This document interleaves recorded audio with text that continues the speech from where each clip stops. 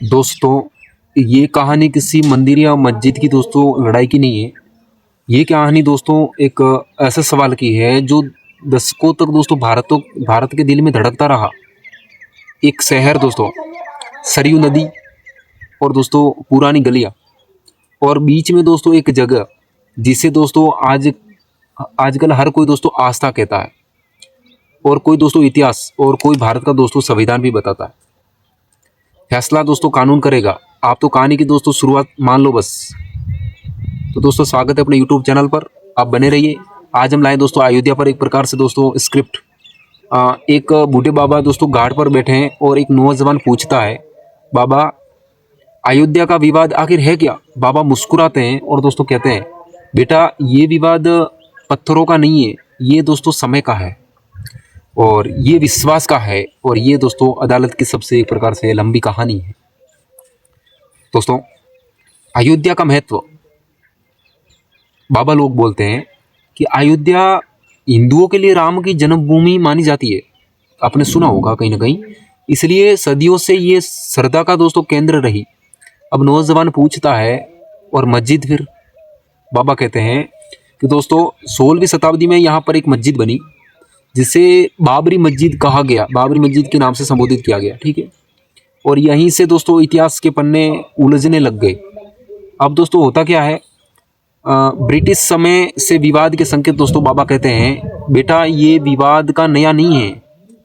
बेटा जो ये विवाद है वो एक प्रकार से नया नहीं है। ब्रिटिश रिकॉर्ड में भी दोस्तों 19वीं सदी में झगड़ों का जिक्र मिलता है। कुछ लोग वहां पर दोस्तों पूजा करना चाहते थे, कुछ लोग वहां पर दोस्तों नमाज पढ़ना चाहते थे और प्रशासन ने दोस्तों जगह को अलग अलग हिस्सों में बांट दिया। मतलब साफ कि इतिहास में दोस्तों तनाव के बीज पुराने थे। 1949 यानी कि दोस्तों 1949 पहला मोड़ दोस्तों। नौजवान एक प्रकार से पूछता है, फिर मामला दोस्तों कोर्ट तक कैसे पहुंचा? बाबा की आवाज़ दोस्तों भारी हो जाती है। 1949 यानी कि दोस्तों 1949 में वहाँ रामलीला की मूर्तियाँ रखी गई और फिर प्रशासन ने दोस्तों ताला लगा दिया और इसके बाद दोस्तों मुकदमे शुरू हो गए। अब सवाल दोस्तों सड़क पर नहीं, अदालत में थे। इस जमीन का अधिकार किसका है आखिर? अदालत की दोस्तों ये लंबी यात्रा चली। बाबा कहते हैं, बेटा ये केस भारत के सबसे लंबे केसों में से एक बन गया है। कहानी के रूप में समझा रहा हूँ, ध्यान से सुनो, आपको पूरा टॉपिक समझ में आ जाएगा। मुख्य सवाल थे दोस्तों, जमीन का मालिक कौन है? ऐतिहासिक प्रमाण दोस्तों क्या कहते हैं? हिस्टोरिकल दोस्तों प्रूफ आखिर क्या कहते हैं? आस्था का स्थान क्या है? समाधान इसका कैसे निकलेगा? दोस्तों 1992 यानी कि 1992 में एक दुखद मोड़ आया मेरे भाई। नौजवान पूछने लगा कि फिर क्या हुआ? बाबा दोस्तों धीमे धीमे स्वर में, धीमे धीमे आवाज़ में दोस्तों कहते हैं कि 1992 यानी कि 1992 में एक ढांचा गिरा दिया गया दोस्तों और देश में तनाव फैल गया। और यही कारण था कि अदालत ने कहा कि कानून अपने हाथ में लेना गलत है। ये घटना भारत के लिए दुखद अध्याय बन गई है। दोस्तों एएसआई की जांच यानी कि प्रमाण वाला हिस्सा क्या कहता है? नौजवान पूछता है, फिर सबूत कैसे देखे गए? बाबा से सवाल किया। बाबा कहते हैं दोस्तों अदालत ने, एएसआई सर्वे ऑफ इंडिया ने दोस्तों खुदाई का आदेश दिया। एएसआई रिपोर्ट में दोस्तों कहा गया कि वहाँ एक पुरानी संरचना के संकेत मिले, लेकिन बाबा साफ बोलते हैं इतिहासकारों में इस रिपोर्ट की दोस्तों व्याख्या को लेकर मतभेद भी रहे। मतलब प्रमाणों पर बहस थी लेकिन फैसला अदालत को करना था। सुप्रीम कोर्ट का दोस्तों फैसला आता है, ऐतिहासिक फैसला, लगभग 2019 की बात है। बाबा उठकर कहते हैं, और फिर आया 2019 दोस्तों। पूरा देश सांस रोक कर बैठा था इस फैसले को दोस्तों। सुप्रीम कोर्ट ने सर्वसम्मति से दोस्तों फैसला सुनाया, विवादित भूमि मंदिर निर्माण के लिए दी जाए।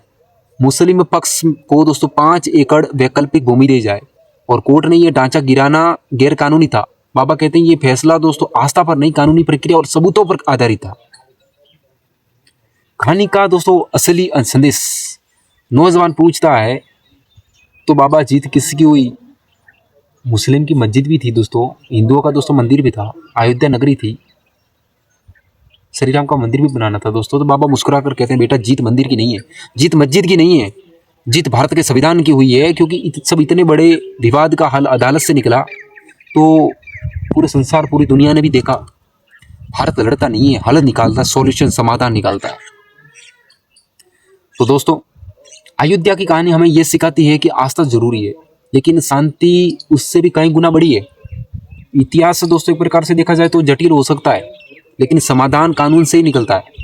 और भारत की सबसे बड़ी दोस्तों ताकत यही है कि हम फैसले अदालत से करते हैं, हिंसा से नहीं। दोस्तों अयोध्या सिर्फ जमीन नहीं है, भारत की परीक्षा थी। फैसला मंदिर मस्जिद का नहीं दोस्तों, संविधान का भी था। जहां अदालत दोस्तों बोले वहां नफरत चुप हो जाती है।